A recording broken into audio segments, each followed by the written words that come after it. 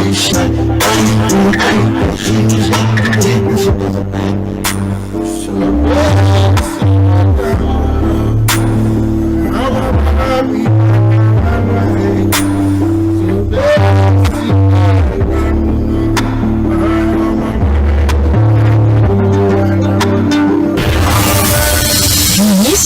the soft sounds of 98.3 Mainland FM. Easy listening wherever, whenever.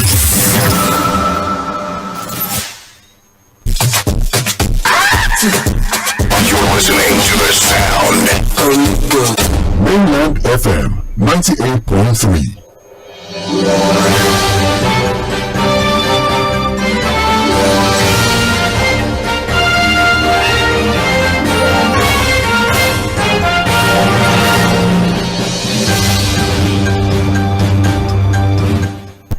Good morning and welcome to Trends in the Papers on 98.3 Mainland FM, the sound of Lagos. This is a part where we get to talk about major trending stories on the front pages of our dailies. And we have our papers here with us, as always, The Guardian, The Nation, The Punch and Vanguard Newspaper, in no particular order.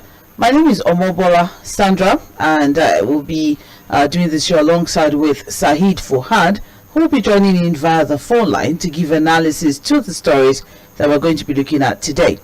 Today is Friday, the 14th of July 2023, and the time check right now is 7:41 a.m. Let's look through the papers. We'll review them until 8:30, and then by 8:40 we'll be back for Mainland Focus, where we'll pick one or two major trending stories, flesh things out a bit, open up the phone line for you to be a part of the conversation. In the meantime, good morning, Fuhad, and thank God it's Friday. Yeah, good morning, Mobola Sandra. Thank God it's Friday. A good day to talk Nigeria. Interesting things are happening. I'm sensing mischief, but I know what's to come. No, I know what you're excited about. I'm in the Friday mood, so it's a good day. So this is just Friday mood. Are you sure? I'm just in a very good mood, Friday mood, you know. I know how to detect if it's just Friday mood. When we get to that part, I'll know if it's just Friday mood. You know whether I'm in the mood or not? Yes. If it's Friday mood that is making you happy like this. Alright, let's start with the Vanguard Newspaper. Let's see what we have here. Major headline: good governance. Despite huge revenue, Lagos local councils underperform, worsen residents' pain. And there are quite a number of pictures here, especially as we are in the rainy season. Flooding and all of that seems to be a major issue. And I'm also seeing a picture here of extortion of some sort, on a newly designed program that we, had second edition on Tuesday, People's Rights. We had, in the station with us, some dispatch riders who came to, complain that council members, in form of touts and aguros and all of that, are collecting fees that they don't understand what exactly it is they're paying for. And for that, I remember quite clearly during the campaigns when all of the governorship candidates were coming in during ballot 23. The question was always, with Lagos earning so much, why are we not seeing, the dividends of all these funds that we are, earning? Well, the report is saying constitutionally, the local councils are meant to construct and maintain roads, streets, drains, parks, open spaces, naming of roads, streets, as well as provision and maintenance of public transportation and refuse disposal. We also have here that it is also the duty of councils to establish and maintain cemeteries, burial grounds, and homes for the destitute or infirm, in addition to establishing, maintaining, and regulating markets, motor parks, and public conveniences. We also have here, local councils are also meant to collect taxes, fees, along with licensing of vehicles, trucks other than mechanically propelled trucks, canoes, wheelbarrows, and carts. It's also within the purview of the local councils to control and regulate outdoor advertising, movement and keeping of pets of all descriptions, shops and kiosks, restaurants, and other places for sale of food to the public, and laundries. Now, after outlining all the constitutional duties of the council, number one, are they truly, has the state government truly given them, the authority to actually ensure that all of this, are being carried out? That's one. And then two, LCDAs generally in Lagos, can we really say, are they there? Are they not there? Or what would you make of this, story? Looking at the headline, of course, saying despite the huge revenue that, Lagos is making, the local councils are underperforming. Is it the local council's fault, or are they not being funded properly, or is it state government that wants to do the job of the local councils? What would be your own analysis of this story, Fuhad? Until we're completely sure that, look, the humongous revenue, the huge revenue that accrues to Lagos State, whether entirely generated or the one that comes from the Federation, that, what is supposed to get to the local government gets to them, it will be difficult for me to sit back here and say, oh, these local governments are underperforming. As it is, we are not completely clear about the financial status of local government in many states in Nigeria. When I talk about financial status, what exactly gets to them in terms of allocation? Because this joint account by the state and local government is still the reason why there are questions as to what exactly gets to local government in terms of revenue. Again, in Lagos State, the template is even very clear. The reality is that, look, a lot of the job of local governments have been taken away from them. In fact, some of their revenue, the revenue that they ordinarily should generate, have been consolidated at the state level. So you have the state government collecting most of the taxes and levies that ordinarily local governments were collecting in the past. So you have a situation where we just have a cosmetic arrangement at the local level. So it will probably take the ingenuity of local government chairman when whatever comes to them, legal revenue that gets to them, allocation that gets to them, it will only take the selflessness of a local government chairman to do one or two things at the local level. Honestly, I'm not making excuses for them. We're just putting the reality on the table now. Because again, the issue of bad governance trickles down. If the federal government is not performing, the state government is not performing, so why should the local government perform? Are they not part of the governance structure? So it's a very big problem, and that was why, in the wisdom of the immediate past president, President Mobola, he made several attempts to ensure and guarantee a financial autonomy for local government, because he felt that, look, for you to really make serious impact in the lives of the people, you must empower the local government that is closest to the people. And if you look at the things you've listed as their function, they are the things, if indeed they can truly and efficiently carry out those functions, it will be easy to really make a meaningful impact in the lives of the people. But honestly, Sandra, a lot of local governments in Nigeria does exist as a structure of government. In reality, nothing goes to them. Nothing happens at that level. Yes, thank you very much, Saheed Fuhad. I mean, it states here that local councils are meant to bring good governance closer to the people at the grassroots. In Lagos, local council development areas, LCDAs, were created from the local councils to better achieve that goal. But rather than the residents feeling the impact of governance at the lower level, good governance is far from the residents, with many of the council roads in horrible state, despite monthly federal allocation and all manner of revenue collectors running after businesses and individuals. So, Fuhad, now the Federal Account Allocation Committee, allocations, shouldn't it also go directly to the local councils without having to pass through the the state government? Is it something that's possible, bypassing the state government? Do you think it would reduce, all of this ineptitude that we're experiencing? Currently, the allocation sharing model we have requires that the money is going to local must first hit the accounts of state governors, the state government. Yes. And then they now share to the local government. If you remember, that was the same issue President Mobola was saying when he tried to pass an executive order, issued an executive order that revenues, allocations meant for local government should go directly to them. All of the governors challenged it in court. They were unanimous in their decisions. They all went to court to challenge that decision. And the Supreme Court ruled in their favor. I think the only state then that allowed that to happen was Kaduna State under El-Rufai. Every other state governors, irrespective of the political party, were in the same shoes on this. And they challenged it in court, and they warned the president that, look, the executive order was null and void. So the structure again, the law again, the allocation regime currently still requires that those monies must get to the treasury of the state government, and then they now share to the local government. And at that level, we are not even sure what gets to this local government chairman. You know, you have been no manner of funding. You know, I think there was a case where a particular local government chairman said that I think our allocation was supposed to be 300 million. I think she only got maybe 10 million or so. So a lot. We were not completely clear what this local government received. But she only got 3 million. What? That was a 3 million also. Like I even had a zero. I even had a 7 million. So you imagine you have to get 300 million or 800 million. I think you get 3 million. After what you do at that level at the local government chairman. Now that we have that problem, some people are saying that there's a need for these local council officials to improve on how to generate some sort of revenue outside of the FAAC.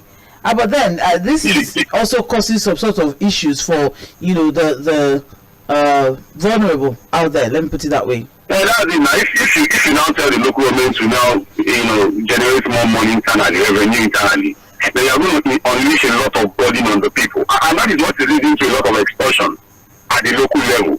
You now have people wearing all manner of vests with different colors, harassing motorists, bike riders, shop owners. In fact, in some local government, even if you are an hawker, you are trading the low of the lowest. Maybe whatever you have that you are trading, you are auction, it's not even up to 5,000 naira. You have boys harassing you to pay your manner off. There are too many tickets out there. So it has gotten to that point where local governments too, as a result of this lack of accountability as what should get to them from the state level, have also gone out harassing people, taxing people, issuing levies, and all of that. So I think ultimately we have to continue to advocate and make it an agenda for us to have an independent local government where they can receive the allocation directly. Now these governors don't just continue. The former president was clear about it. He said the governors were stealing the money. That was the word he used, if you remember. Stealing, yes. He said they were stealing the money meant for the local government. That was what President Mobola used. That was the word he used. And that's the fact. Well, more details on pages 4 and 5 of the Guardian newspaper. This has related to good governance, saying that despite huge revenue, Lagos local councils are underperforming and thereby worsening residents' pains. That's on pages 4 and 5 of the Guardian newspaper. Let's keep moving now forward. I also have here DSS charges Emefiele to court after judge issued 1 week ultimatum. So the court ordered DSS to either charge Emefiele to court as the embattled CBN governor, or release him within 1 week. So what we have now is that the DSS said they have charged former CBN governor Godwin Emefiele to court following that particular Abuja High Court order.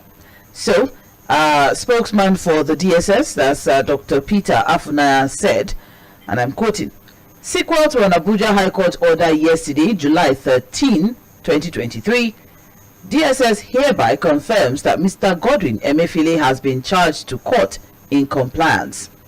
The public may recall that the service had in 2022 applied for a court order to detain him in respect of a criminal investigation.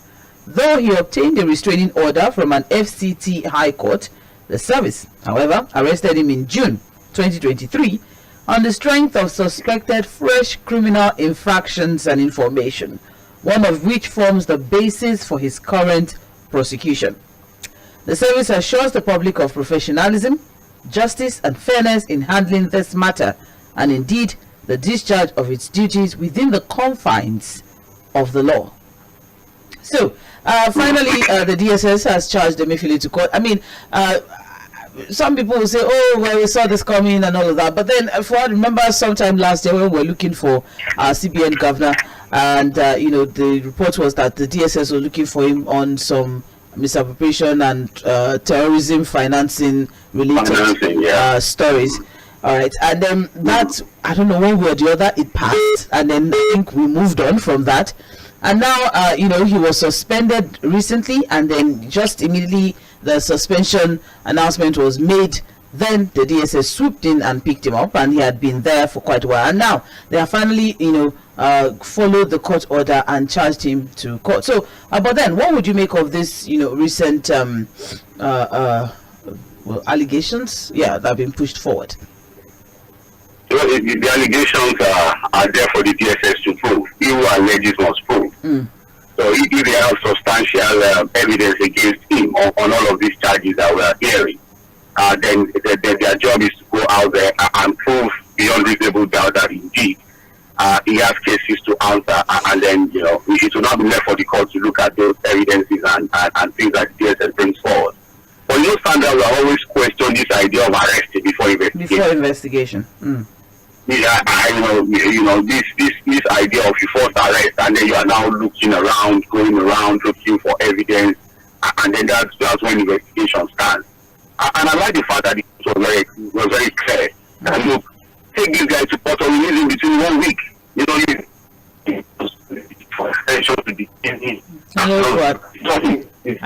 I can't hear you. The line is breaking.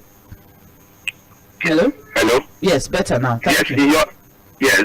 So what I'm saying that basically is, the idea of first, arresting before, looking for evidence and all of that, and I just saying it that look, no matter what anything is about the music, we have to call somebody else, and we also respect that.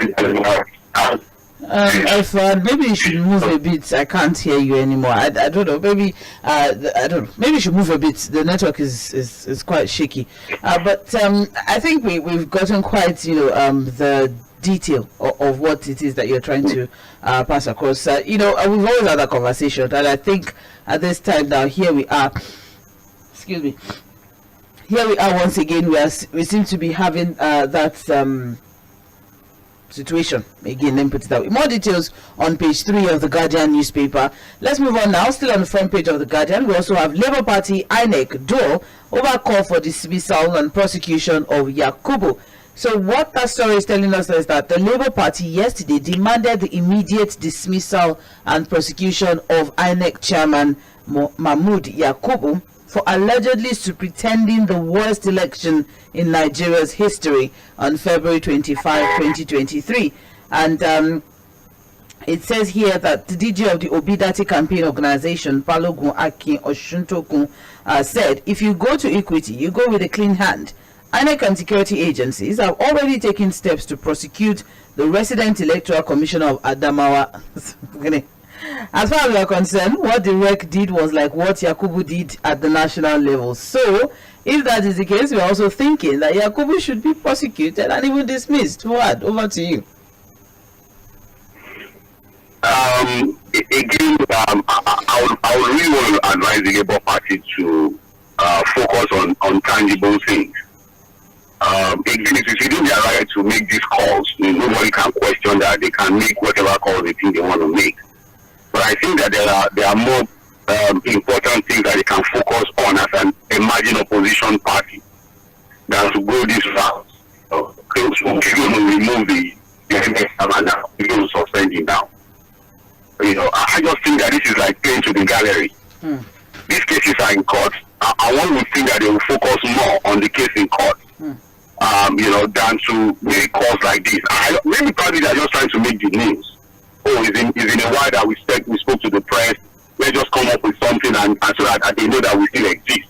Because I think this is just playing to the gallery. The reality is that look, they've made their statement, they've made their opinions known about the conduct of the elections, and it is their right. They have an opportunity in the court of law, prove whatever allegations they have against the INEC chairman and the conduct of the elections. I always think that they will concentrate more on that and making statements that I consider, I give my personal opinion, that it just merely into the gallery or that the conduct of the worst election. That is still debatable. Sandra, there are people that will still question whether this was indeed the worst elections or not. I'm not young enough, I'm not too small. I knew the Maurice Iwu era, the election that was conducted under Olusegun Obasanjo. That even the person that won the election questioned that we never have this kind of election again in our lives. So the question of whether it's the worst or not is debatable. But I think that the Labour Party, as an emerging opposition party, I should be more focused to concentrate on really tangible things. Focus on the election petition matters in court, and then look at how to build a formidable opposition structure as a political party. There are important things that we expect them to be talking about.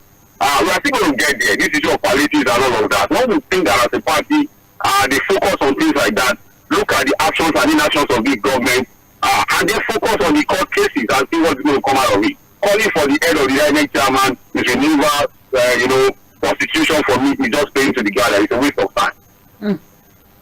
Thank you very much, Fuhad.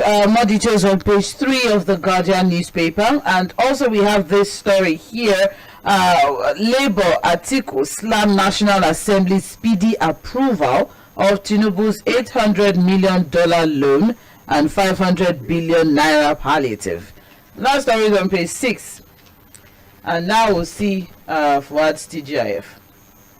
We have riders here. 8,000 naira to 12 million Nigerians, laughable, an economic waste, says organized labor. Tinubu's palliative of 53 naira per day, an avenue to divert public funds, says Atiku. President's 70 billion naira allocation to National Assembly, not palliative, says Kalu. Okon, Nigeria's data deficit will deny. I mean, good news, Sandra, don't worry. It's TGIF, I understand. It's okay. Nigeria's data deficit will deny key beneficiaries the cash transfer. Wait, we have data. Yeah, that's interesting. Well, we have a list already for people TUC, move will not create impact on citizens and economy. So, Fuhad, here we are. The hot topic for probably the rest of the year, the fact that 12 million Nigerians. The story came out yesterday. 500 billion naira, 12 million Nigerians, 12 million households, thereby really affect 60 million individuals, and then with 8,000 naira per month. And then you now have 70 billion naira for 306 new federal legislators, and out of the 426 members elect that emerged after the new lawmakers, while 120 were re-elected, winners are yet to be decided in some other for 3 states. There's a breakdown of how these funds are going to be disbursed. Let's put it that way. Disbursed. Now, but organized labor has described it as laughable and an economic waste. That the plans by the federal government to transfer 8,000 naira to 12 million poor households in the country for the next 6 months. The fact that the National Assembly has also approved, the president to reach for an $800 million loan, and also 500 billion naira palliative for the removal of petrol subsidy. So this cash transfer, there's a lot to pick from this story, honestly. Before we go into how the money is going to be disbursed, I think we have some details here. But before we go into all of that, for the cash transfer as a form of palliative for removal of fuel subsidy. But let's quickly look at that first before we go into the one that now concerns I want to share the money. Yes, I want to discuss the one. All right, so what is first? Cash transfer window. Yes. Sandra, cash transfer is it's a complete waste of time. Mm-hmm. It's lack of good thinking. Okay. It's a cesspit for corruption. Okay. And it's unfortunate. Really unfortunate. If we had not done it in the past, we may be trying to make excuses and hoping that maybe it will be something that will benefit the people. Mm-hmm. But we did it during the Buhari era. You remember the woman at the Humanitarian and Disaster Commission or Ministry or so. Ministry. We were sharing a lot of money. At some point, even the Vice President was sharing money. It was supposed to be 5,000. Yeah, 5,000. Yeah. We shared money before. And when we saw the results, nothing came out of it. It became a cesspool and cesspit of corruption and all of that. Now, Sandra, on this particular one, again, I'm sure I'm going to try and break down the figures. Yeah. There's a national social register. I think for proper information, we need to explain that. Already there's a list already. Because people have been asking, where is the list? How do we know the people in the list?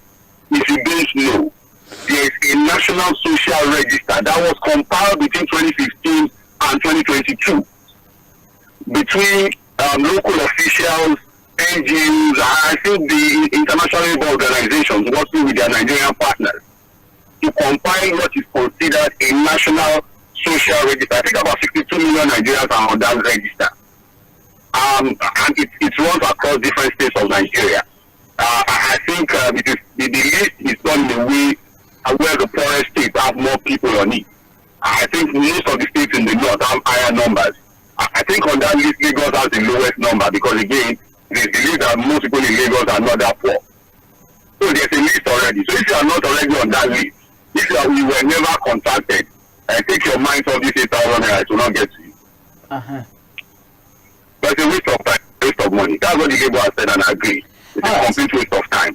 Okay. Yeah. So now, aside from the breakdown, because there's a lot of reactions to this particular one, because according to statistics, if we are working with 8,000 naira and then you share it, each individual will get like about how much? About, it depends on how many they are even in the household now, because when you say household, everybody in the house. So we're looking at that aspect as well, and some people are asking questions like, what exactly are they supposed to do with it? Are you supposed to buy sachet water or buy a cup of boiled groundnut on a daily basis? If you share 8,000 naira over 30 days, that's about 266 naira. If you share it over 30 days, 8,000 to a household, not to individuals. So, because it's important that people, understand what we're saying here. You understand? This is to households. So if you share that to and you divide it over 30 days, that's about 6 naira per day. In 6 months, because this will give you in 6 months, so 8,000 times 6, that's about 42,000 naira in 6 months. So it's less than 50,000 naira in 6 months. So again, maybe for people who have been listening to me on this issue of palliatives or what the government is about to announce, I kept saying that there's nothing to announce because it is ridiculous.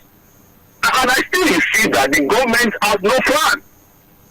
And it's obvious from what we are hearing from this announcement that the government has no plans. And I kept saying, Nigerians, take care of yourself, and I still maintain that position. All right. Well, the crux of this particular story, which of course is as regards the supplementary budget, that it's not really in the Guardian, it's in the Nation newspaper. So we may have to get to the Nation for us to get the nitty-gritty of that one, because I think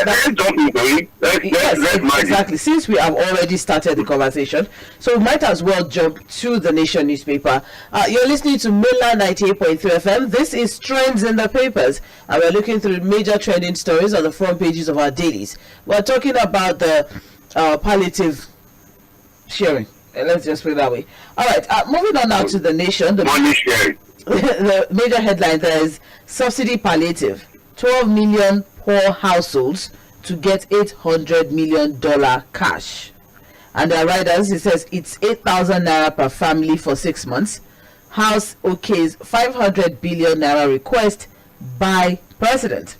So now, it says here, as the federal government kicks off plans to cushion the effect of the removal of petrol subsidy, they also unveiled the proposal to share the $800 million World Bank facility that was offered to the country for conditional transfers to 12 billion people, 12 million poor and vulnerable families. So that's that's the $800 million that we've been asking about, the World Bank $800 million, and it's a conditional fee that as long as you it helps 12 million poor and vulnerable families. Now, details of this plan were made available by the House. The House also approved the reorder of the 819 billion naira 2022 Supplementary Appropriation Act, which grants President Bola Ahmed Tinubu's request to spend 500 billion naira out of it on palliatives. The details of this spending have not been made available. The remaining 319 billion naira was approved for other uses by the government.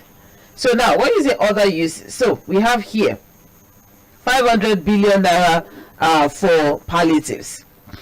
185 billion naira to fix roads impacted by flooding. 192 billion naira,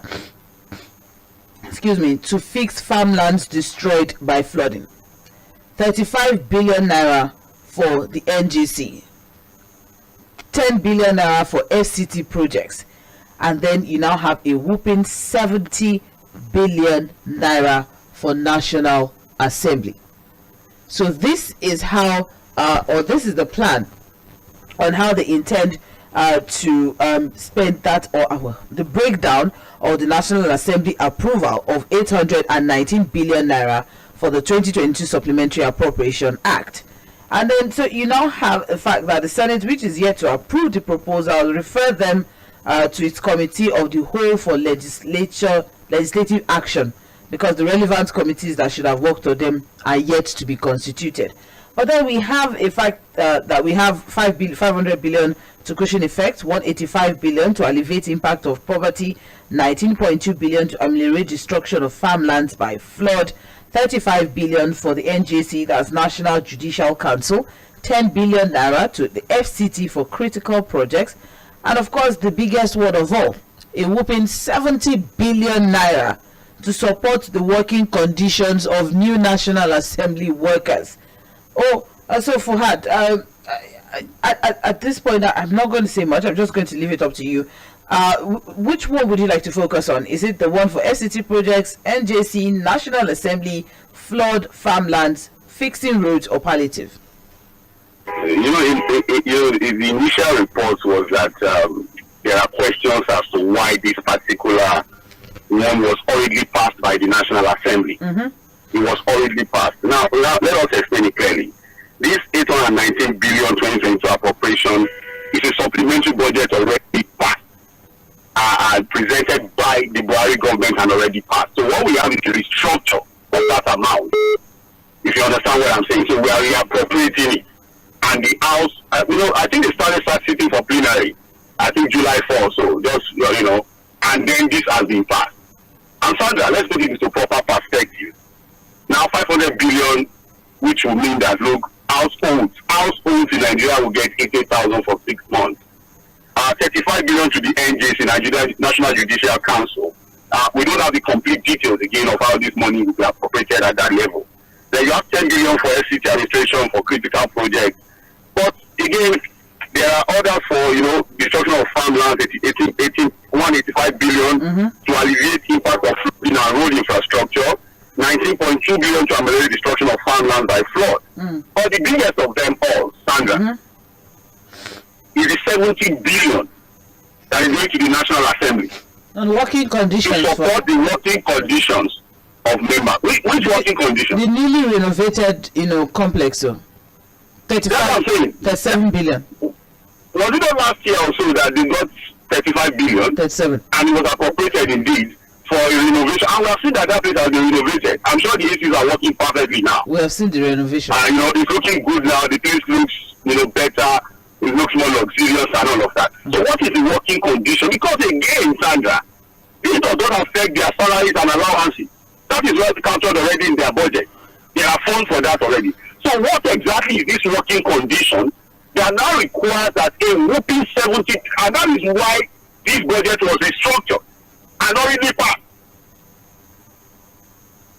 So a whooping 70 billion.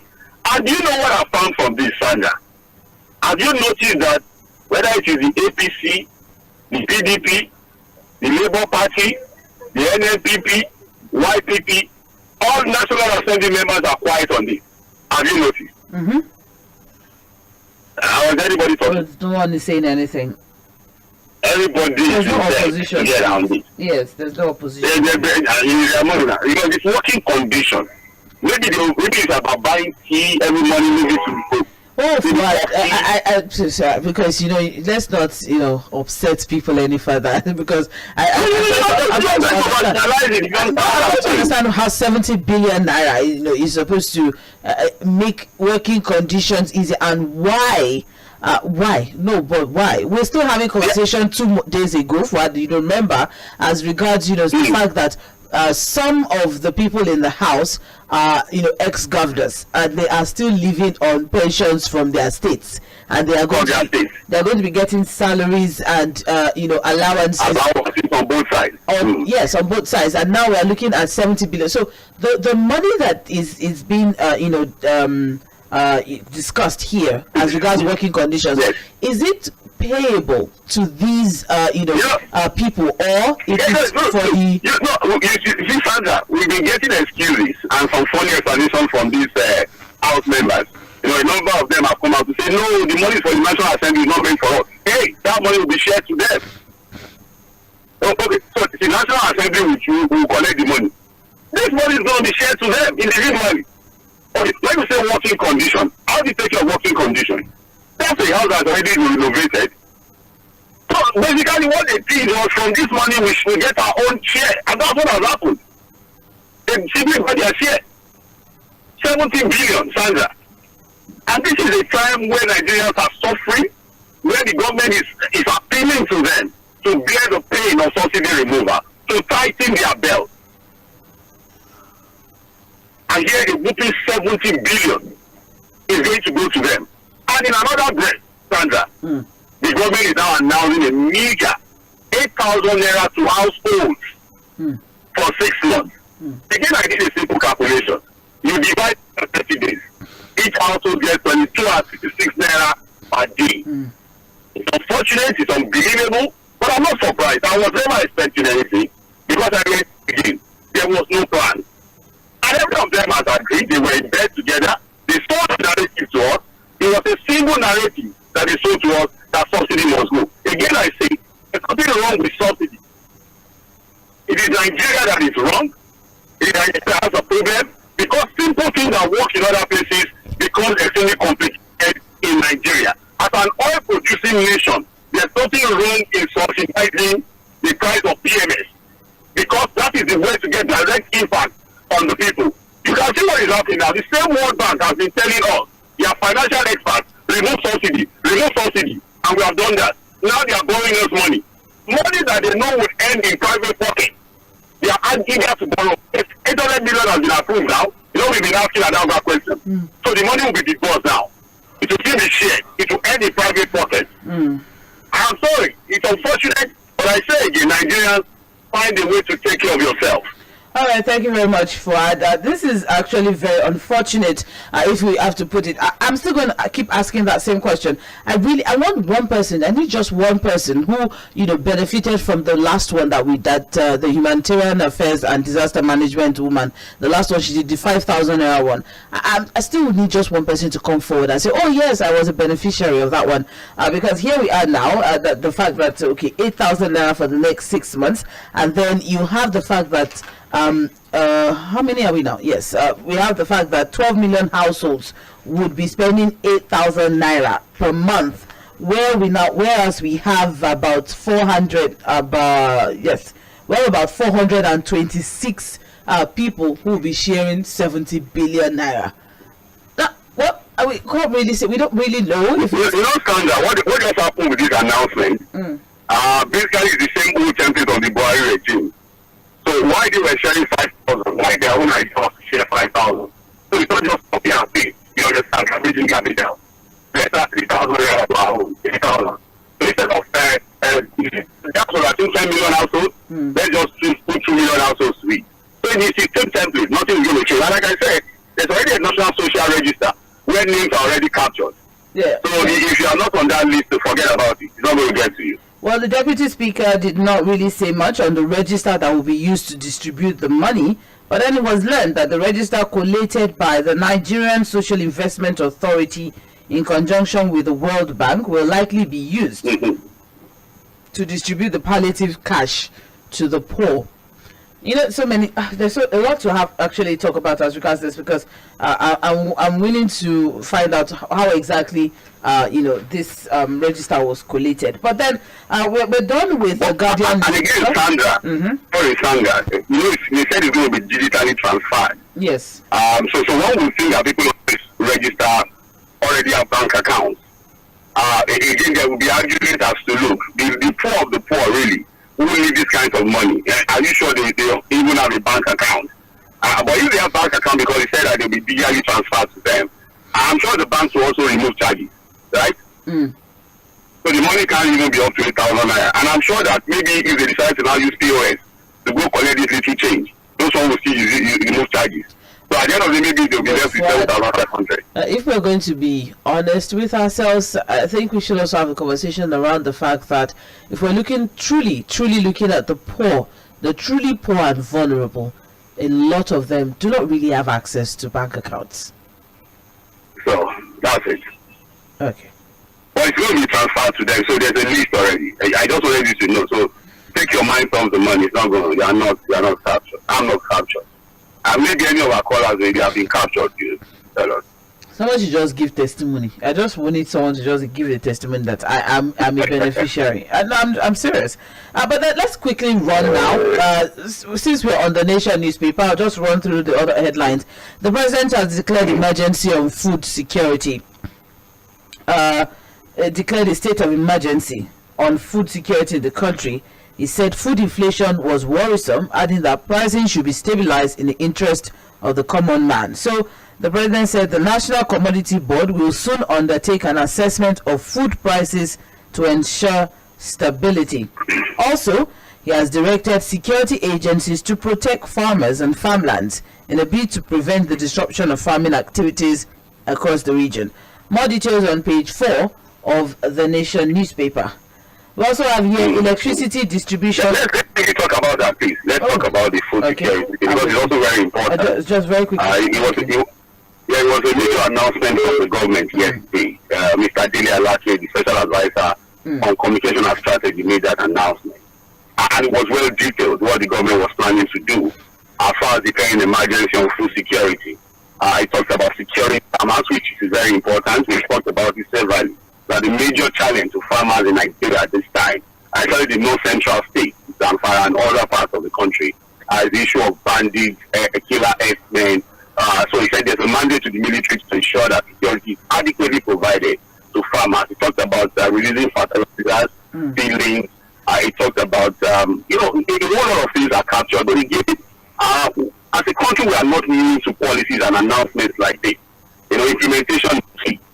So again, it's a good one that the government is looking at the agricultural sector to give support and ensure that they are well protected, so that again we can create some level of self-sufficiency as far as agricultural production is concerned. But again, we are not used to announcements like this.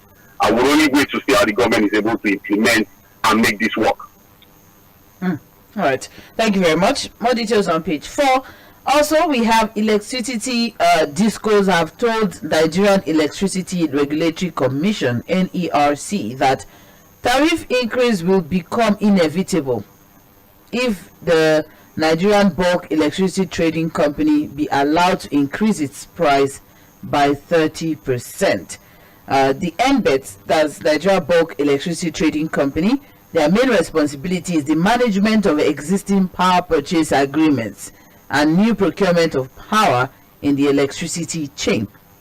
So the planned increase in price by NBET was the elephant in the room at a 4 stakeholders meeting among the NERC, top management teams of the 11 discos, NBET, GENCOs and TCN, which ended yesterday.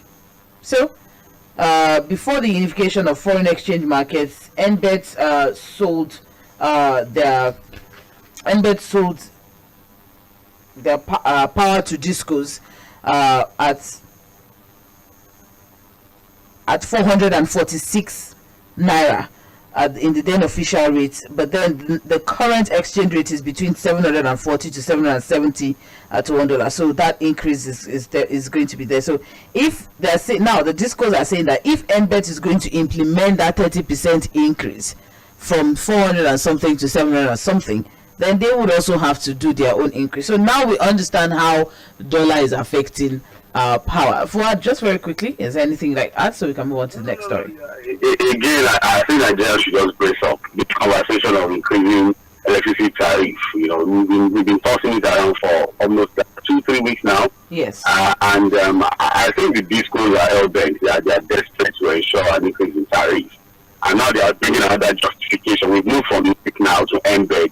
and they are saying that look, if whatever amount of electricity is sold to them from embed increases, they have to also increase their tariff. They can see that I think this thing will eventually happen, because what we have is a suspension of that announcement. It's not as if the government is completely committed to it.